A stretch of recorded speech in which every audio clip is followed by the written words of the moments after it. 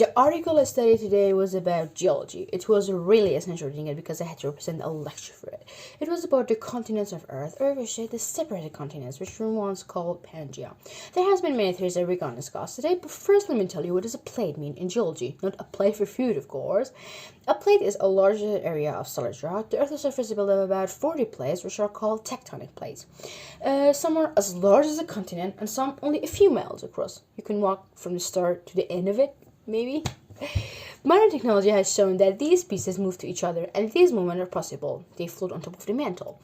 Even before the theory, the geological community believed that the Earth's continents have moved during history, but it's faced a lot of oppositions.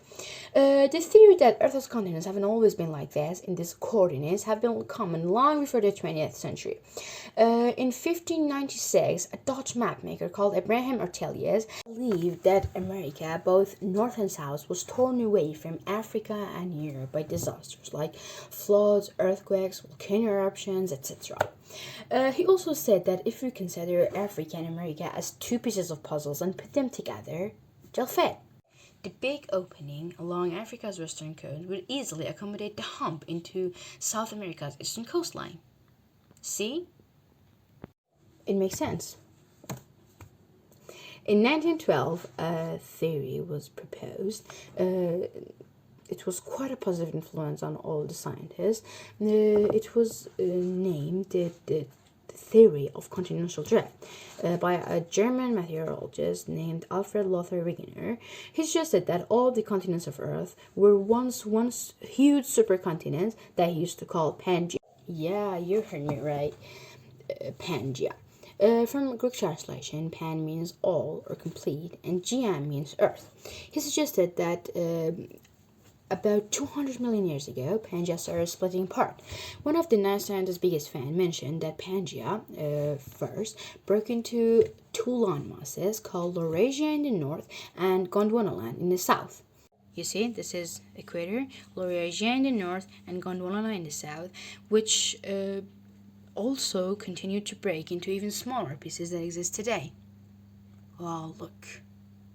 The theory got even more serious with the other evidence that scientists began to support as asserted. Evidence such as, not only I'm sure that I've told you about the remarkable fate of South America and Africa, I'm also certain that you've all have heard of the plant called Glossopteris. Fossils of Glossopteris have been found throughout the southern continents: Australia, Africa, South America, India, and Antarctica. Before we go further, I'd like you to know that Glossopteris, if these continents weren't once joined together, Glossopteris wouldn't have spread this far, and it wouldn't have grown in Antarctica, not for sure, if it had not once been closer to the equator.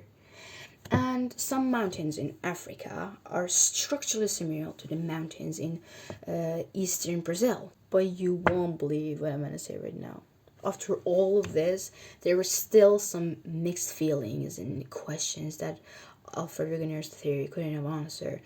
Questions of how, why, what, where. Oh, you liar.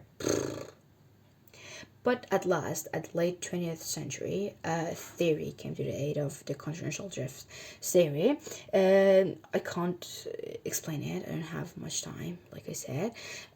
But I'm going to tell you that it answered all of the questions of how, why, where. Oh no, you liar. Everything, all of it, believe me.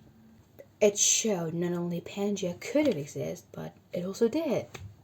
Wow, it's getting interesting, isn't it?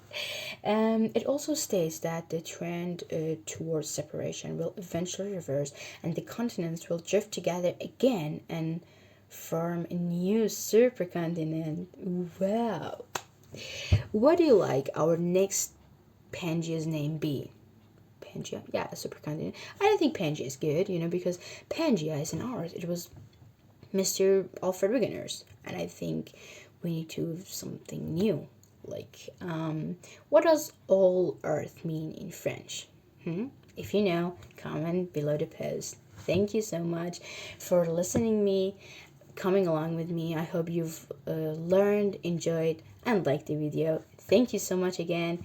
See you till next time.